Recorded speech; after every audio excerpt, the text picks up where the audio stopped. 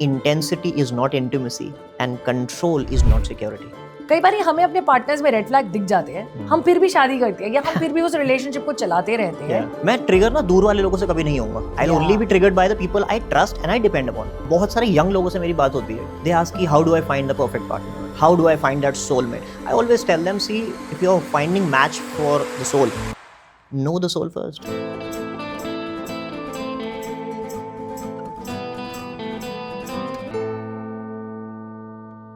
Hi, welcome to another episode of incompletely yours, मेरे यानी कि दिव्या के साथ. और आज का एपिसोड थोड़ा अलग है. अलग इसलिए है क्योंकि ओवर पास्ट फ्यू वीक्स और मंथ्स या ड्यूरिंग दिस जर्नी मैंने एक चीज़ रियलाइज़ करी है दैट हम लोग ना कहीं थोड़े से बिखर जाते हैं अगर रिलेशनशिप डेंट हो जाते हैं. कभी कभी हमसे जुड़े हुए लोग थोड़े डेंट हो जाते हैं. If you see your loved one a little messed up. कभी कभी आपके parents in a not so comfortable position है, तो बच्चे पे क्या इम्पैक्ट होता है. इतने सारे थॉट्स मेरे मन में रहे हैं सीजन 1 के दौरान, सीजन 2 के दौरान भी. And I thought today let's talk about that. मेरे साथ Ayush Shrivastava, he is a relationship and emotional healer. अगर मतलब आपको थोड़ी सी टेंशन इमोशनली हो रही है, maybe find that help. It help sometimes. Ayush, thank you for coming on this season, coming on this show. और मुझे बहुत अच्छा लग रहा है. We can talk about something जिसके बारे में मैंने कभी ही बात नहीं की है. Thanks a lot for having me, Divya. It's a pleasure, and I'm glad कि people are looking forward to this conversation. First of all, like you reached out, so I'm glad that people want to know more because it's very helpful, definitely for a lot of people, but it's still very considered niche. Yes. कि not for me, good for others. So I'm glad. I think that is with anything that is to do with your mind. अगर आप कहीं पे भी ये बोलते हो ना, I am not okay, जब तक दूसरे लोग not okay, उस पर बहुत ज्ञान है हमारे पास. Very true. हम एक्सेप्ट ही नहीं करते कि हम भी तो ठीक नहीं महसूस कर सकते हैं ना कभी कभी. Very true. तो आयुष, सबसे सिंपल चीज से शुरू करते हैं ताकि हम समझ सके इनर चाइल्ड हीलिंग क्या होता है. When I've seen his videos and the videos are really nice. वो बहुत सिंपल तरीके से बहुत कॉम्प्लेक्स इश्यूज को समझा देते हैं. कॉम्प्लेक्स इश्यूज इसलिए क्योंकि जिंदगी से जुड़े हुए हैं. बट इनर चाइल्ड हीलिंग क्या होता है? Okay, sure. सो मैं बहुत ही साफ शब्दों में समझाने की कोशिश करता हूँ Divya. For example, this is a plant, right? हमारे साथ एक प्लांट रखा है. पॉइंट क्या है कि हमारी adult life generally, whether it's you और मी, होता क्या है कि हम हर कोई छोटे या बड़े इश्यूज फेस करते ही हैं. चाहे वो मेरा दिनचर्या में काम के साथ आने वाला गुस्सा हो या रिलेशनशिप में फाइट्स हो, ग्रजेस हो. तो ये छोटे छोटे इश्यूज कैसे होते हैं ना कि आज एक पत्ती प्लांट की ड्राई हो गई, it's dry. So I wake up, I look at the plant, I am like कि चलो प्लांट को ठीक करते हैं. I cut off the dry leaf, I do that and I carry on with my day. But then I keep seeing कि एक ना एक पत्ती रोज ड्राई हो रही है and I keep chopping it off. There will come a time where there will be no plant to save. But the problem क्या है ना कि हमने कभी सोचने की कोशिश ही नहीं करी, why is it becoming dry so soon. That is where inner child healing comes in and plays a role. It says that instead of chopping off the problem at hand, why don't you look at the root of the problem? So the core of inner child healing is that what is the core of human life, which is our formative years. Yeah. Now formative years technically हम बोल सकते हैं by the age of 14, 16, but can also last a little longer for some people, 18, 20. The idea is कि what we learn in this phase of life, वो starting में जो core personality बनती है ना, हम वहाँ तक इतना कुछ सीख चुके होते हैं already, which shapes and influences everything that I do and experience in my later life. So that's, in simple words, what inner child healing is, to work on the roots so that I can see its benefits in my current life as well. Wow. So मैं ये बोल सकूँ कि कई बार हम लोगों को जज करते हैं कि वो किस तरह से बिहेव कर रहे हैं, and we label them as बदतमीज, or we label them as aggressive, or we label them as moody. But it might be coming from somewhere else. And the problem is not जिस पे वो react कर रहे हैं. Very true, very true. In fact, अगर आप ध्यान दो तो चाहे वो कोई भी हो, पॉइंट है कि हम एलियंस तो है नहीं, हमने कुछ आसमान से डाउनलोड तो किया नहीं है. तो चाहे मैं किसी से प्यार से बात कर रहा हूँ, चाहे मैं किसी पे गुस्सा दिखा रहा हूँ, it is a learned behaviour. तो मैंने कहीं से तो सीखा है ना. दिस इज ट्रू कि not everything is learned only in the family, but the reality also is that majority of our behaviours, responses, जो मैं जैसे रिएक्ट करता हूँ, वो ज़्यादातर मेरे कोर ऑफ चाइल्डहुड से ही आता है. चाहे वो मेरे ट्रॉमाज हो, चाहे वो मेरी अच्छी क्वालिटीज भी हों, the core is formed in the early years only. So this is a very tricky part, and I think there are two parts to it. It's the first time when I really have my notes in front of me, क्योंकि I was really reading और मैंने बीते कई episodes को analyse किया है. एक छोटे से एग्जाम्पल से शुरू करते हैं. Sure. I know a couple जिनके बीच में बिल्कुल नहीं बनती, and I know them personally. So they have had a very abusive marriage, which is both way. मतलब मार पिटाई होती है हस्बैंड वाइफ में. At a point जहाँ पे उन्होंने सोचा अब डिवोर्स लेंगे, but then they realize बेटी का क्या होगा. What I've realized is the child is getting very aggressive. Now, what I want to understand is, okay, now they've found peace. So what I'm trying to understand is, one, she's become aggressive. I don't know what goes.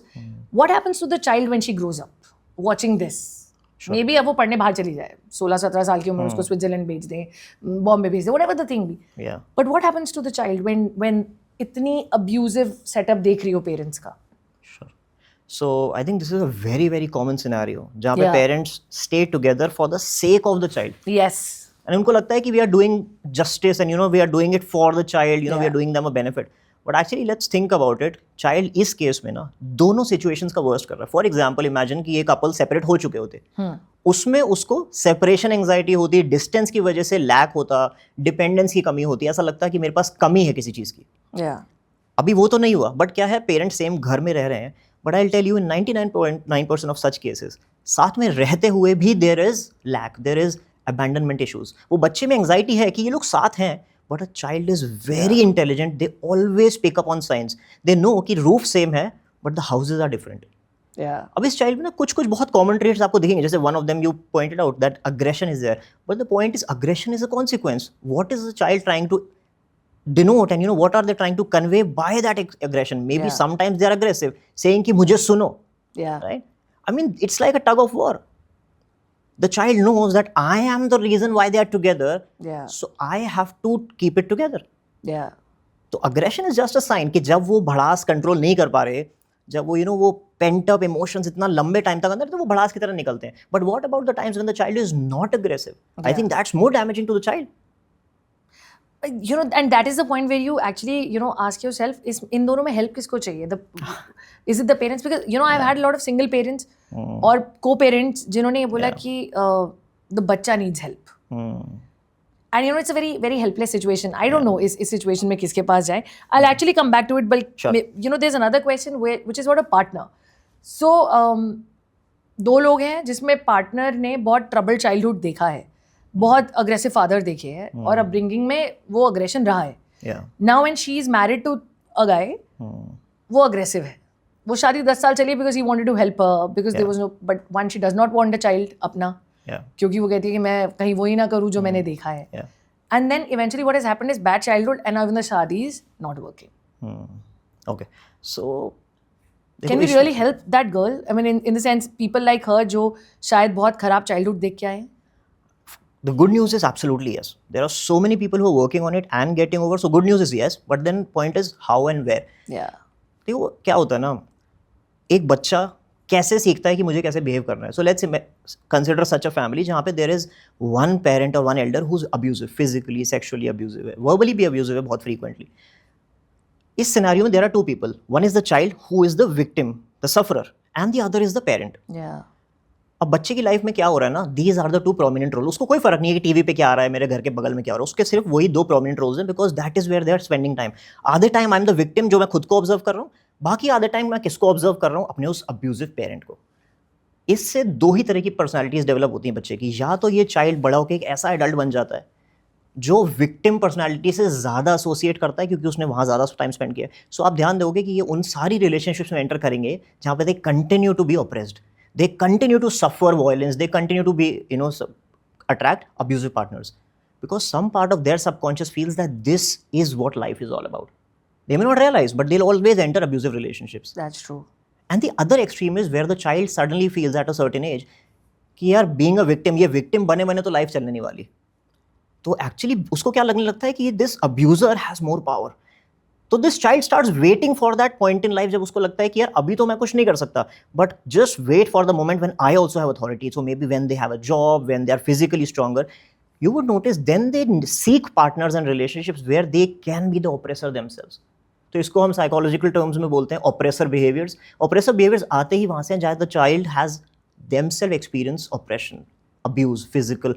Like we've said, because divorces पे throughout बात हुई है and especially बच्चों की बात हुई है, I've had a lot of single parents in my sessions. I think वो confusion में ही रह जाते होंगे. Yeah. One, who has been right? Of course, influence जिस भी parent के पास है उसका ज़्यादा होगा. But it's scary, and that confusion is crazy. I would want to know about you too, but एक सवाल और है, बच्चों को compare, because अभी मेरा thought process वहाँ चल रहा है, बच्चों को compare करने का एक बहुत खराब सिलसिला हमारे देश में शुरू से रहा है. Yeah. Cousins ने अच्छा कर लिया, तुमने नहीं किया. कई बार तो real brother system में इतनी rivalry हो जाती है. Yeah. Because of course दो बच्चे हैं तो एक थोड़ा better होगा, एक नहीं होगा.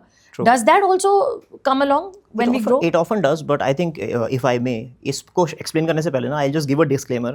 इस क्वेश्चन को, इस मैटर को सुनते ही ना बहुत सारे इंडियंस स्पेशली कहते हैं कि आजकल ये वेस्टर्न कॉन्सेप्ट है, हम तो ऐसे ही पले बड़े हैं, इससे तो हमने बच्चों को मोटिवेट किया है, हमने तो देखो कितना अच्छा किया.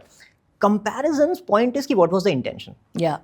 Sometimes telling your child कि boss देखो these are some role models you can follow, that's a good point if that is all. Yeah. अगर मैं एक बच्चे को बार बार ये बोलने लगूं कि यार जब तक तुम वैसे नहीं हो, look at your sibling, look at your cousin. एक example, actually I was very recently working with a man, 42-year-old guy, very well to do in life, doing absolutely perfect. But उसकी life में एक theme है, whatever he achieves, never feels he's doing good enough. वो internal critical voice, internal जो harsh, जो rude है ना खुद से, वो कहीं नहीं जा रही. He happens to be a managing director in a very well to do firm. ये कहाँ से आता है ना? इमेजिन एक छोटा सा बच्चा स्कूल से बड़ा खुश आया कि मम्मा मैंने 80% मार्क्स स्कोर किए, आई am very happy, I put in the efforts and I am happy with 80. But instead of recognising and aligning with that emotion of happiness and joy in the child, माँ कहती है कि हाँ बेटा वो तो ठीक है, टॉपर के कितने हैं, या वो जो पड़ोस में तुम्हारा फ्रेंड है उसके कितने हैं, एंड मे बी फॉर्चुनेटली और अनफॉर्चुनेटली उसके 95 आए, and the mother does not say anything to the child but says कि यार देखो कितना अच्छा बच्चा है ना. वो इंटेंशंस हो सकता है बहुत प्योर हो मदर की कि मैं तो मोटिवेट कर रही हूँ बच्चे को, बट बच्चे के साथ क्या हुआ, their excitement came crashing down. They are like कि ओ अच्छा जो मैंने किया wasn't good enough. Now one episode I'm not saying will make much of a difference, but होता है कि in families में it repeats. Yeah. The more frequently it happens, बच्चे को ये believe करा दिया जाता है कि even my best is not good enough. तो यहाँ से क्या होता है, it is not more about the episodes and incidents. कभी पढ़ाई पे किया, कभी तुम्हारे बोलने के तरीके पे, कभी तुम्हारी फिजिक पे, कभी बिहेवियर पे, इतने बार किया, बच्चे को लगा यार मैं जो करता हूँ it is never good enough. Yeah. Now as an adult हो सकता है कि वो really they are an overachiever. दुनिया के सामने दुनिया उनकी तारीफ करती हो, अवार्ड्स देती हो, बट जब वो घर आके वापस सोने का टाइम आता है ना, दे आर लाइक कि यार थोड़ा रह गया, I wish I could have done better, या फिर impostor syndrome. Yeah, oh my God. So many times I think I suffer from imposter syndrome. Can we just also simplify what imposter syndrome is? So imposter syndrome simply is when I am performing or doing my absolute best, basis my practical reality is my resources, my information, but my own mind is fighting a battle saying कि no, not you're good enough. Sometimes we as humans need it some intensity में, क्योंकि हमारे को push करने के लिए, to take me to out of my comfort zone. But कुछ लोगों में क्या होता है कि this voice was actually once upon a time very external. ये शायद कभी उनकी मदर की, ग्रैंड पेरेंट की, फादर की वॉइस थी, और वो इतनी रिपीट हुई दैट वो वॉइस को इंटरनलाइज कर लेता है बच्चा. They don't need an external person now, they are their worst critic. और होता क्या है कि वो बेस्ट करते हैं, actually these people on the surface are actually good achievers, they are always above average, चाहे अकेडमिक्स हो चाहे प्रोफेशनल लाइफ हो. बट यहाँ पे they are very very very stringent, very very critical of themselves. In fact इन लोगों की life में ना प्रॉब्लम क्या है कि कंपैरिजंस, फीलिंग स्मॉल, जैसे जिस भी फील्ड में इनको लगता है कि I am a little lesser appearance wise professionally, उस फील्ड में somebody doing better gives them a feeling of contraction कि यार ऐसा क्यों नहीं, या when will I be there. They might be better than thousands, but नजर कहाँ रहेगी यार, वो देखो थोड़ा सा भी उस जैसा. तो पॉइंट इज कि वो सारी अचीवमेंट्स बुरी नहीं है, एम्बिशियस होना बुरा नहीं है उस इंसान का, बट एम्बिशन पूरा होने के बाद भी खुश ना हो पाना इज द सैड पार्ट. कई बार ये कंपैरिजन एट होम जो बचपन में रहा होता है, Yeah. ये आपके रिलेशनशिप्स में भी दिखना शुरू हो जाता है. Like if your partner says that ये ऐसे बेटर हो सकता था एंड यू से कि मैं ट्रिगर हो गई, ये क्या आप रिलेशंस में भी रिफ्लेक्ट कर सकते हैं? डेफिनेटली. सो क्या होता है ना, रिलेशनशिप क्या है, relationship is just an extended version of me only ना. मैं ट्रिगर ना दूर वाले लोगों से कभी नहीं होऊंगा. I will only be triggered by the people I trust and I depend upon. And the people I depend upon are always reflecting my unresolved traumas. अब unresolved traumas की बहुत heavy word है, simplified में क्या होता है, it is any part of me जो कहीं पे was open, एक emotion आया और मुझे समझ नहीं आया इसके साथ क्या करना है, I suppressed it, उसको छुपा दिया मैंने, और वो बार बार होता रहा, it becomes an emotional wound. It exists in me, मुझे उसको डील करना नहीं आता, चाहे एंगर हो, एंग्जाइटी हो, ठीक है, उस बारे में शायद बाद में बात करते हैं. But now it comes to relationship. Marriage, serious adult relationships are that place in life जहाँ पे हमारे worst and worst of emotional wounds open up होते हैं. Yes. क्योंकि now distraction is not possible. Yes. जब तक बात मैरिज की नहीं आती ना, रिलेशनशिप की, it is always easy to put things under the carpet. अभी मैं जॉब में बिजी हूँ, अभी मैं काम में बिजी हूँ, अभी मैं जिम चला गया, अभी मैं ये कर लिया, वो कर लिया. It's always very easy to distract. But when you are in a marriage और relationship, now there is no running away. So suddenly you feel कि यार इस पार्टनर में प्रॉब्लम है, क्योंकि अभी तक तो मुझे कुछ भी इशू नहीं थे, Yeah. बट जब से इसके साथ हूँ ना, मेरी life is a hell. But actually is that it's a mirror. I will see what I have been hiding from. What brought you to inner child healing? All right. So if I can talk briefly about my journey. So all in all, I truly feel blessed and fortunate, by the way. I don't really have, that particular one moment कि हाँ लगा कि यार कुछ problem है. I was born in a joint family. And I also happen to be the youngest of my generation. And I had, at one point of time, we were 20 cousins in the same house. Wow. It's like a community. Yeah. So, I'm pampered, I'm loved, immense love. So all in all, good education, and later on good professional life. Everything was very good on the surface, but few things that I had recognized बहुत जल्दी life में मुझे पता चल गया था कि यार ये सही तो नहीं है. First thing, for example, जब मैं छोटा था ना, तो I happened to be quite short school में भी. I was always short. I mean, I was always on the shorter side. मैं बहुत ज़्यादा thin, बहुत lean, like a very weak child. कई बार relatives ने मजाक बना दिया, कि अरे इसको खाना नहीं देते क्या, ये malnourished है क्या, इसको कहीं से उठा के लाए हो क्या. ये सब छोटे छोटे मजाक घर में चलते हैं. Not that their intentions were bad, but कई बार क्या होता है, छोटे वर्ड्स दे स्टे. अब उस एज में वो मुझे लगने क्या लगा कि आई डोंट नो प्रॉब्लम क्या है, but there is something which makes me lesser. Finally, as in I met this girl who now I'm married to. Fortunately, very beautiful relationship now, but in the first few years of the relationship, this happens to be the same amazing person. But उस time पे I was so insecure. एक तो 2 relationship से निकल चुका था, बहुत बेकार थी. लगा कि यार इसको नहीं छोड़ना. फाइनली अ गर्ल जो थोड़ी ठीक ठाक लगती है, घर ठीक ठाक एज इन, अब ये सबसे मैच करती है, सुंदर है, समझदार है, घर वालों से मिला सकते हैं, भाई अब नहीं जाना. तो the moment you find somebody like that कि इसको पकड़ लो अभी, फिगरेटिवली इसको रोक के रखना है अभी, you do whatever it takes. So I started faking कि नहीं, I am very open minded, I am cool, I am not insecure, go do whatever you like. But क्या होता है ना, व्हेन दिस, जब आप एक्सप्रेस नहीं करें तो और ज्यादा परेशान करता है. It started showing in my work. I was never fully there. Work wise भी दिखता है those insecurities. But anyhow, long story short, point is कि बहुत जल्दी पता चल गया था कि बॉस, ड्रीम्स, एस्पिरेशंस, वो टारगेट चेकलिस्ट अपनी जगह है, but you can not ignore this. I think what is very common, एक यंग एज में लगता है कि यार हमको काम करना है ऊपर, ये पता है प्रॉब्लम्स है, बट कब आएंगे, जब वो चेकलिस्ट, वो कार आ जाए, वो घर आ जाए, वो शादी हो जाए, वो घर के थोड़े हम असली कॉन्वर्सेशन को छुपाते रहते हैं इन चीजों में, है ना. लगता है कि यार वो एक पार्ट टाइम कॉमिक, वो बैक ऑफ द है कि जब सब सॉर्टेड होगा. पॉइंट है कि यू कैन नॉट इग्नोर. और उसका एक बहुत ही सिंपल तरीका है, that when you try to hide away your emotions, your body starts telling you. It's not just your mind. I am sorry, I am just amazed because it's almost like the universe is reading my mind. Just when you entered the studio today, I was reading a post on it. And I'll tell you something. Okay, on the camera. So I've been having gut issues. And मैंने पूरी story पढ़ी that you don't know it, but there is trauma in your body. My divorce or my separation happened around this time. So it shows. Every year around this time I fall sick. The body reminds you. So मुझे याद रहे ना रहे, Very true. The body has it. It always has. And it always goes on the gut. So that is true. Different emotions show up in different parts of the body.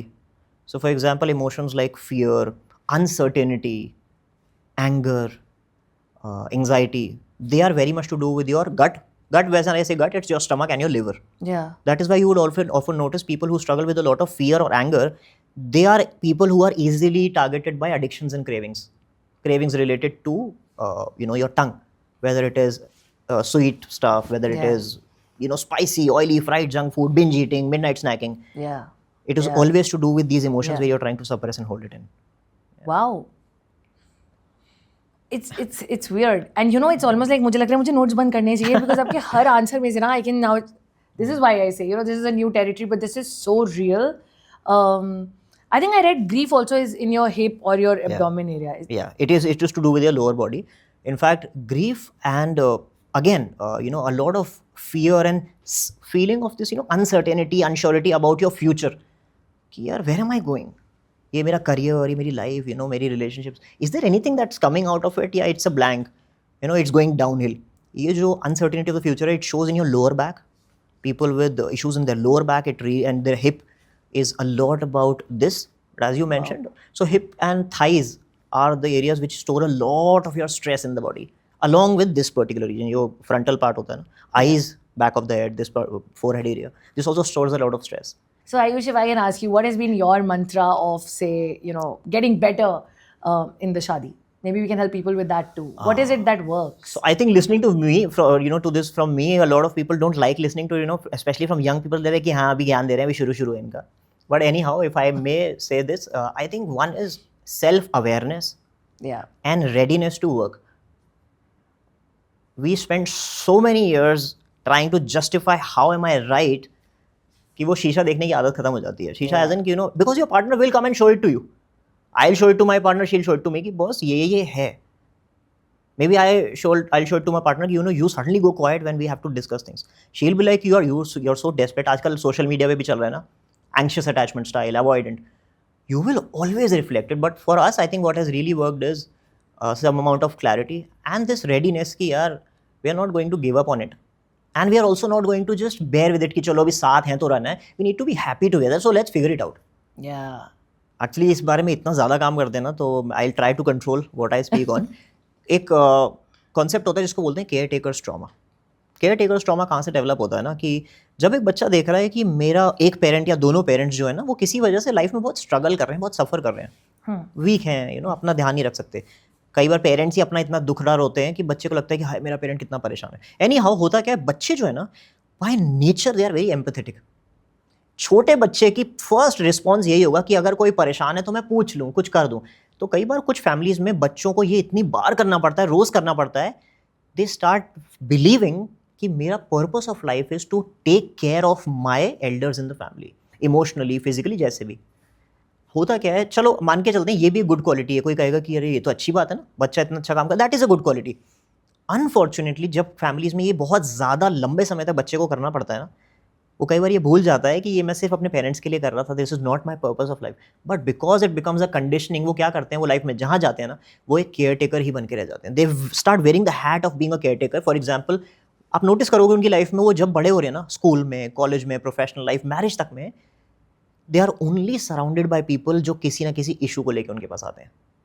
Issue as in कुछ problematic लोग हमेशा उनके आसपास रहेंगे, कि जिनकी broken families हों, शायद financial issues, health issues, trust issues, emotional instability, हमेशा प्रॉब्लम से घिरे रहेंगे ये लोग. और ये इसलिए क्यों थोड़ा सा कॉम्प्लेक्स होता है ट्रॉमा को रिकॉग्नाइज करना, क्योंकि ये हमारे को अर्ली लाइफ में ना किक देता है, वैल्यू फील होती है मुझे कि यार मैं इतनी यंग एज में इतने लोगों को सपोर्ट प्रोवाइड कर रहा हूँ, सच अ राइचियस पर्सन. बट ये रियलाइज नहीं होता है कि वो कर क्या रहे हैं ना, they never had a solid connect with self. कभी खुद की आवाज़ सुनी नहीं. It was all about doing something for the other person, which is a nice thing. But doing things for others is nice only when you can also do it for self. If I can do things only for others but self-care guilt होता है, तो यहाँ से ये trauma build होता है. और सबसे ज़्यादा नुकसान इसका हमेशा और हमेशा मैरिजेस में होता है. क्यों? क्योंकि ये वो इंसान है जिसने कभी भी एक टाइम पे एक से ज़्यादा रिलेशनशिप को बैलेंस करना नहीं सीखा. Yeah, that's true. इस इंसान को ये लगने लगता है कि मेरी जिम्मेदारी है कि मेरे आसपास हर कोई हमेशा ठीक फील करे. और सबसे ज़्यादा case, actually you right, you pointed it out, कि ये it comes very very true in case of main. शादी के बाद ना बहुत लड़कों को ये गिल्ट फील होता है. उनको लगता है कि if I am devoting some extra time with my wife because she is new और we need to go out, step out, तो उनको लगता है कि यार am I doing injustice to my parent. और वो कहाँ से आता है? वो यहीं से आता है कि यही तो मेरी लाइफ का पर्पस था ना, to ensure that they are happy. अब इसमें सैड पार्ट सबसे ज़्यादा क्या है कि इंसान अगर अपना सबसे बेस्ट भी दे रहा है ना, वो सच में सबके लिए अच्छा कर रहा है, सब पैसे से, हेल्थ से, हर तरह से. बट कुछ पेरेंट्स, कुछ लोग ऐसे होते हैं जो सब मिलने के बाद भी दुखी रहते हैं. शायद वो बच्चा नोटिस कर रहा है कि यार ये दुखी है ना, इसका मतलब मुझे भी दुखी रहना है. I did my best, but because they are unhappy I can also not be happy. तो इसीलिए बहुत में हमारे पास जो केसेस काम करने आते हैं वो ऐसे होते हैं कि Ayush, in fact there was a couple recently, वो बोलते हैं कि हमारी अभी शादी हुई है, every time I make a plan with my partner the mother in law falls sick literally, and she is not lying, she has symptoms because our body supports. I have done my reading, I think, as I made this, so I've studied a lot about it, कि कुछ लोगों में ना trait आ जाता है ये, और ये ऑब्जर्व किया गया, जहाँ जिनको ओवर सॉरी बोलने की आदत है, ऑफिस में भी कुछ हो जाए, दोस्तों के साथ भी हो जाए, ओवर एक्सप्लेन करते हैं. Is it also a reflection of something that happens in life? हर चीज, इट्स ऑलमोस्ट लाइक डरते हैं कि कहीं कुछ खो ना दे, हर चीज में ओवर करना. सो ये जो है ना ओवर एक्सप्लेनेशन, ओवर अपोलोजाइजिंग, इसके साथ एक जनरल ट्रेट जो बहुत कॉमन होता है वो है not able to make eye contact. कई बार कंपनी करता है Yes. ये चीज़ ना दो रीजन से ज़्यादातर आती है. इसके दो बहुत अलग अलग से सिम्टम, कॉजेज, रूट कॉजेज होते हैं. एक होता है दीज आर दोज फैमिलीज जहाँ पे बच्चों के ऊपर माइक्रो मैनेजमेंट ऑफ लिमिट्स थी. इतनी ज़्यादा माइक्रो मैनेजमेंट थी जहाँ पे बच्चे को ये लगता था कि बेटा आप हाथ मत लगाओ नहीं तो तोड़ दोगे, small thing to as much as आप सब्जेक्ट कौन सा लोगे, आप कपड़े क्या पहनोगे, सो मच माइक्रो मैनेजमेंट। धीरे धीरे बच्चे को ये बता दिया हमने कि गलती करना पाप है, making a mistake is a crime. Now this is that child who turns into an adult जिसको लगता है कि यार I will do things only when I can assure perfect result, सब कुछ सॉर्टेड होगा तब मैं कुछ करूं, अदरवाइज आई डोंट। तो ये क्या होता है ना, ये इतने कॉशियस हो जाते हैं, इतने हाइपर विजिलेंट हो जाते हैं ना, that they want to control everything around them. Yeah. They are like कि ये सोफा थोड़ा सा एक्स्ट्रा टेढ़ा तो नहीं हो गया, ये टेबल ज़्यादा गंदी तो नहीं, दे लाइक कि मैं इतना कुछ कंट्रोल कर लूँ, why? Because control brings security to them. They are like कि मेरे को यही तो सिखाया है, how can I mess up, how can I afford to make mistakes, I can't do that. Yeah. So generally excessive nit picking जिन families में होती है ना, वहाँ से ये बच्चे आते हैं जहाँ पे trust, actually core of this particular problem is trust. Does that also reflect in our work? Or Oh, definitely. I think this is a very superficial concept of work-life balance. ये Yeah. मेरा work hours हैं, ये मेरा, I am the same person. yeah. I might be dressed differently, Yeah. but ऐसा नहीं है कि इस दरवाजे से बाहर निकल के मैं एकदम से मेरे सींग आ गए और अंदर आके नहीं है। I am the same person. हाँ, maybe I have some mannerisms which differ, but something that's going on within me, I can only suppress it, not leave it at home. Yeah. If I had a fight with my wife in the morning, it will show up. Maybe I am very good at managing it for the short term, but वो काम में दिखेगा, वो productivity में दिखेगा, वो मेरे behaviour में दिखेगा, वो लॉन्ग टर्म में मेरे डिसीजंस में दिखेगा। It always shows. जैसे अभी एक recently I was working with a corporate, so I work with the senior leaders of some corporates to ensure they're making better decisions so that their personal traumas are not impacting. What was very prevalent was great guy, late 50s, almost at the top of the hierarchy in the organization, but he started noticing issues in the self. He was like कि यार ऐसा हो रहा है that I'm becoming very insecure. When younger folks are coming into the workplace, they are taking seat on the same board as me. I took 20 years to be here. They are coming here so soon.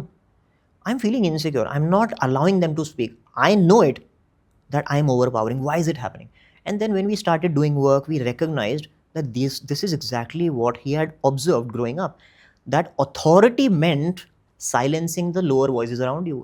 And he mentioned that, he described that how he was growing up, it was a big family. First, it was the grandfather. Yeah. कि respect, उनके case में क्या था ना, respect means silence. Yeah. आप मेरी respect करते हो, आप मेरे सामने चुप रहोगे, वेदर आई एम राइट और रॉन्ग डज नॉट मैटर। क्या वो ये कंडीशनिंग बनी ऑफ द फादर ने वही पास ऑन करी, एंड धीरे धीरे धीरे वो नाउ व्हेन ही फील्स कि यार now I have authority, I have age, तो you speaking means disrespect. A missing parent, because we were talking about parenting. Yeah. अब डेथ हो जाए एक की, वो एक अलग ग्रीफ है. Yeah. But if somebody grows up in the absence of, say, a parent, whichever case be, Yeah. बच्चे पे कैसे impact पड़ता है if there is no mother in the childhood, Okay. or there is no like that issues. इसका सबसे typical case जो होता है that comes from defence background families. Yeah. Either unfortunately they lost somebody in the family, or maybe the person, one of the maybe father is out on the field. Yeah. अब यहाँ पे तो हम ये भी नहीं कह सकते इट्स अ ट्रॉमा कॉज्ड, क्योंकि भाई they are serving the nation. Yeah. But at the end of the day the child is only missing that father figure. तो Yeah. इस केसेस में कई बार क्या होता है, एक ट्रेट होता है जो धीरे धीरे डेवलप होता है बच्चे में। फादर और मदर के थोड़ा सा डिफरेंस होता है। When the father is unavailable, तो क्या होता है बच्चे की लाइफ में, it is psychologically, spiritually, energetically proven that father's presence brings the sense of security and strength to a child. It does that in early age. अब क्या है कि अगर एक बच्चा है और उसके आसपास ये जो सिक्योरिटी सेफ्टी था वो मिसिंग था, तो वो क्या करेगा, they will start begging and craving for it somewhere. तो इस तरह के केसेस में कभी कभार ये तो बच्चे या तो मदर की तरफ ज़्यादा क्लिंगी हो जाते हैं, they find the source in their grand parent, may be sometimes sibling. But ये जो फैमिली में होता है ना, इट बिकम्स अ कंडीशनिंग। उस बच्चे को ये पता लग जाता है कि it is not with in me, strength will always come from somewhere else. That is what the child learns. Right. Because he finds support somewhere. Absolutely, because देखो बच्चे के साथ क्या होता है, जो फादर है ना, they don't differentiate. It's not me and my father. It's me. Yeah. Father से strength milli, it is my strength. When I have to look for it anywhere else, it is I had to search for it. This child continues to practice that wherever they go. They go to school, they would always want one such friend जिसके around उनकी life revolve करे. Very very tight friendship. Their decisions, their choices, their regular routine will base on them. And ये pattern चलता है. You will notice that in college life. Colleagues में भी कोई एक ऐसा ज़रूर होगा जिसको सबसे ज़्यादा ट्रस्ट, मेरा लंच भी इसके साथ, चाय भी इसके साथ, मेरे डिसीजंस भी। एंड सो क्या होता है इनकी रिलेशनशिप्स में भी ना, ये pattern of codependence, there is a term called codependence. Codependence means that my identity is not my own, it is based on somebody other than me. Codependence what also brings is very weak boundaries. तो इनकी marriages में हमेशा दिखता है, या तो excessively giver है ये अपना सब कुछ न्यौछावर कर देंगे पार्टनर पे कि मेरा टाइम भी तुम्हारा, एनर्जी, एफर्ट, पैसा सब तुम्हारा, या फिर they become the complete taker. They are like कि बॉस आपको मुझे अफेक्शन देनी है, अटेंशन देनी है, कॉम्प्लीमेंट्स देने हैं, टाइम देना, you have to give it all to me, because boundaries है ही नहीं.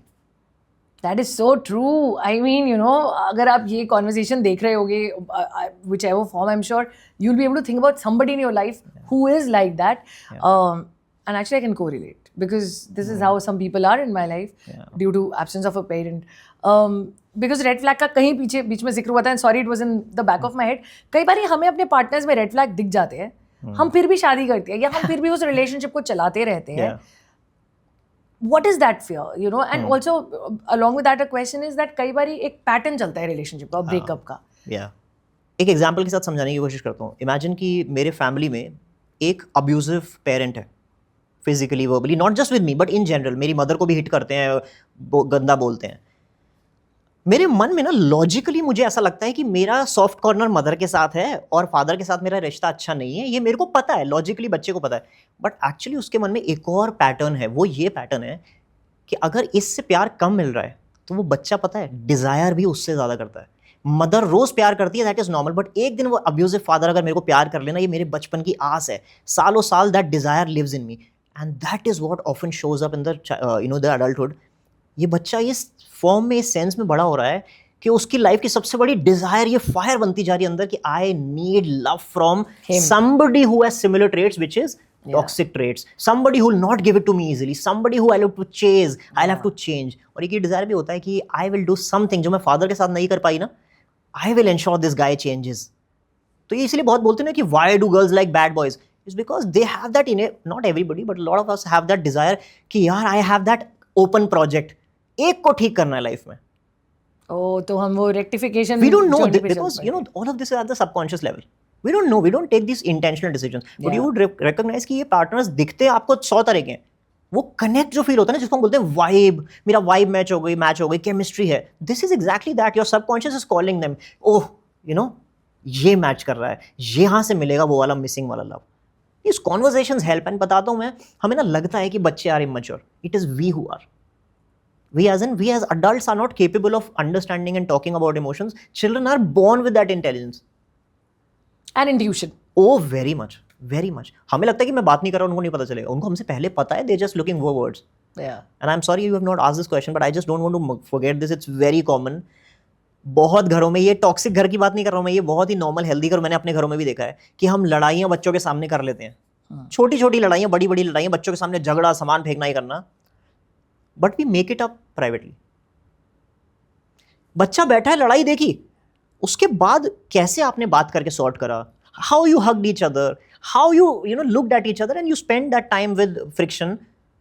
आप 2 घंटे 2 दिन बाद सब नॉर्मल बात करने लगे. बच्चे के लिए वो लूप क्लोज नहीं हुआ. बच्चे को कभी पता ही नहीं चला that there was an emotional friction. इसको कैसे डील करते हैं? लाइक कि नहीं, ऐसे ही हो जाता है, अपने आप हो जाता है, let it be, let it be, let it be. It's never that.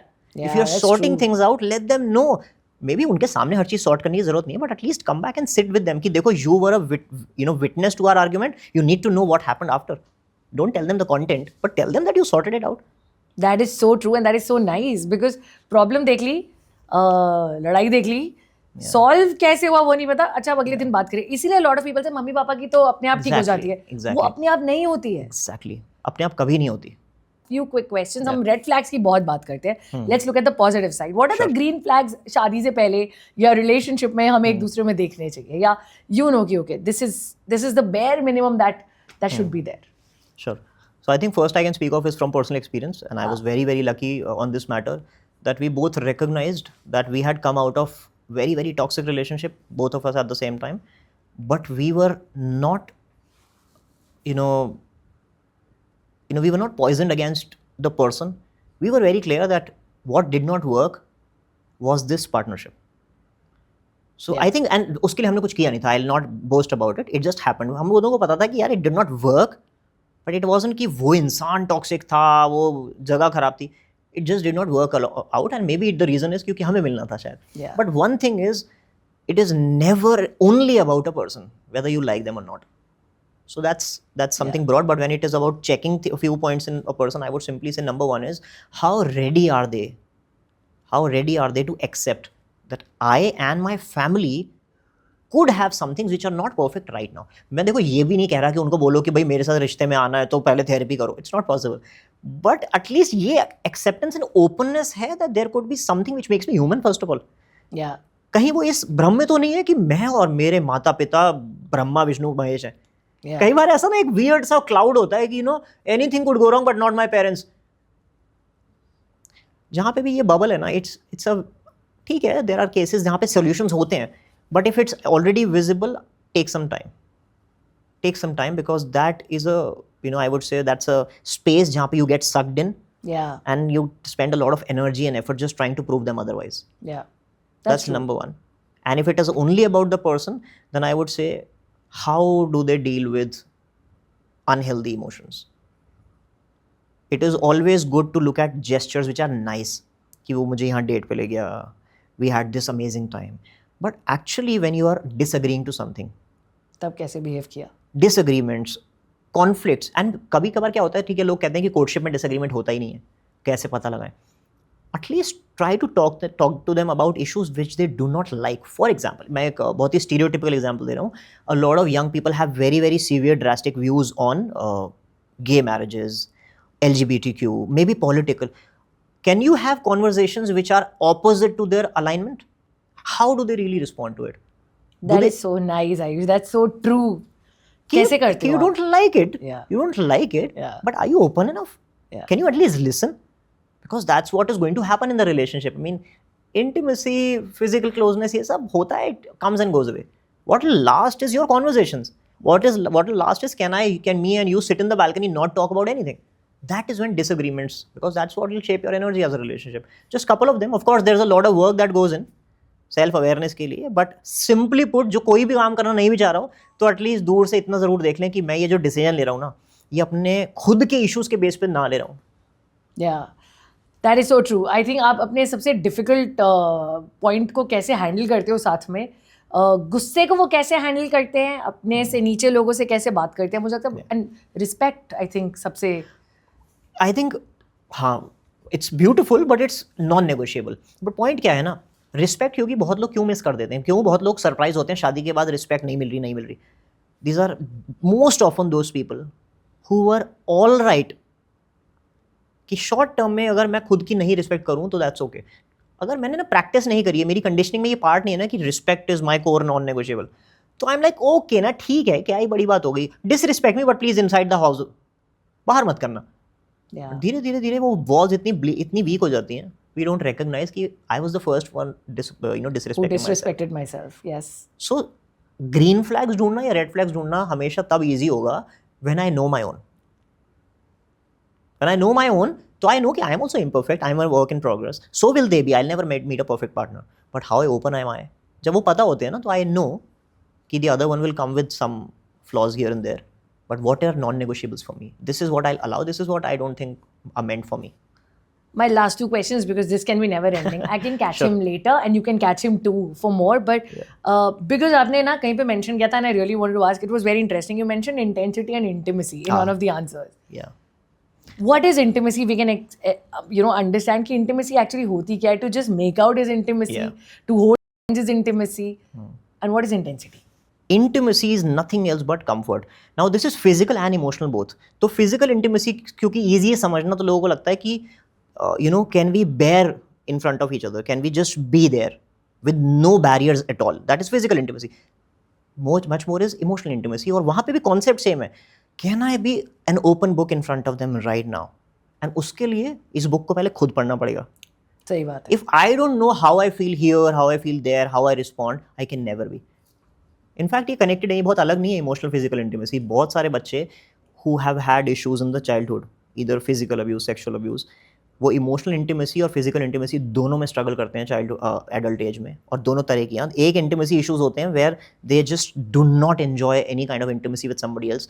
Second is also people who turn into abusers, who try to force themselves onto the other person because that's the only kind of intimacy they understand. So coming back to your question, Yeah. intensity means a short-term gratification. Yeah. कि मुझे प्यास लगी है तो मैं उठा के एक heavy sugar rich drink P सकता हूँ क्योंकि अभी पी रहा हूँ और अच्छा लग रहा है. But can I and should I drink it over a regular period frequently? Maybe we all know the answer. तो ये तीन चीज़ें होती हैं. I was very recently reading a book. It's a beautiful book by the way. किसी को inner child healing के बारे में अगर ज़्यादा जानना हो, very simple beautiful book called homecoming by John Bradshaw. तो he has very beautifully said, intensity is not intimacy and control is not security.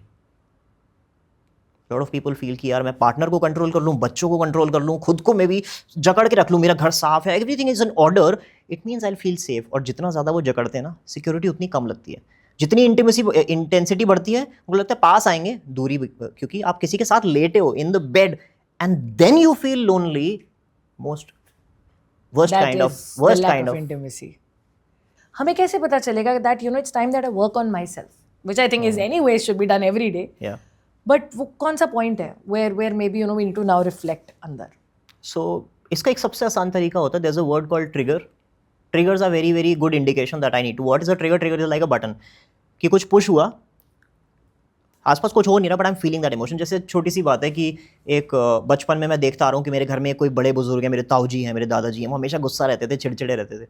उनके जब भी मेरे आसपास रहते थे ना वो, तो आई am just giving example by the way, तो मुझे ना बहुत ऑकवर्डनेस, इरिटेशन हो रही, डर लगता है उनकी प्रेजेंस में. अभी ठीक है, fast forward my life 20 years later, वो बूढ़े हो चुके हैं, मैं बड़ा हो चुका हूँ, कोई ज़रूरत नहीं है फियर की. But now every time I look at his face, no, एक फियर अपने आप आता है, ऑकवर्डनेस आती है, आई वांट टू रेजिस्ट. ऐसा बोलते हैं ना कि इनकी शक्ल देख ली दिन खराब जाएगा. That is a good indication कि यार logically it shouldn't make me feel like that.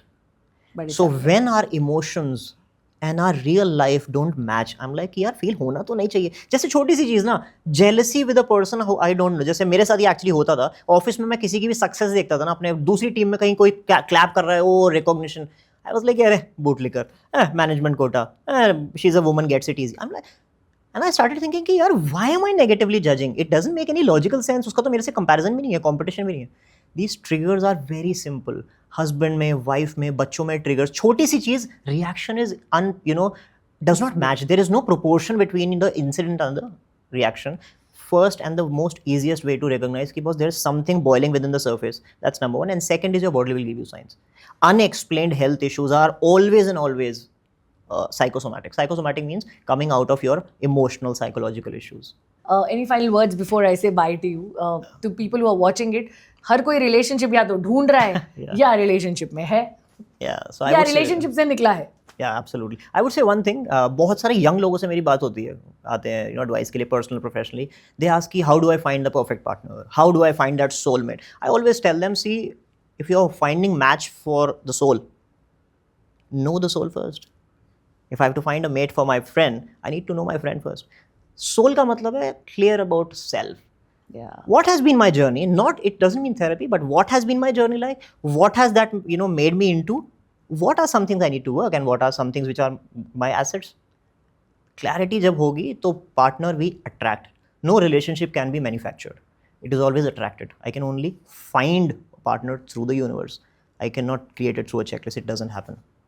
So yeah, so clarity of the self. This is so true. I think जब आप कुछ अच्छी मंशा से करते हो, आप वही चीज़ attract करते हो. Yeah. अपने को जानते हो. I love the bit. You want a partner for your soul. Know your soul first. कोशिश है कि इन कॉन्वर्सेशन से एटलीस्ट एक डायरेक्शन मिल सके. Of course get in touch with him if you think there is help that you looking for, and come back to the channel because we love conversations that I think creates a safe space जहाँ पर मुझे ऐसा लगता है जो चीज़ें मेरे पास नहीं थी वो किसी और को मिल सके.